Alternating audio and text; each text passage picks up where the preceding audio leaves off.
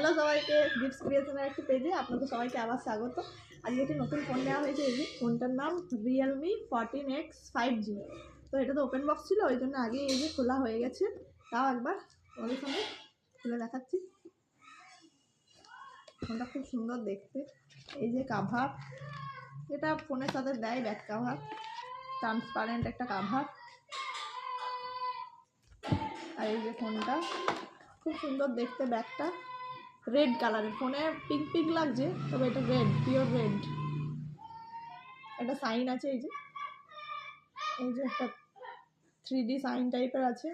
এই যে স্ক্রিন, আর এই যে চার্জার যেটা দেয়, আর কিছু দেয়নি। এই যে খাপ, ব্যাস। এই যে আরেকবার দেখে দিচ্ছি ব্যাগটা,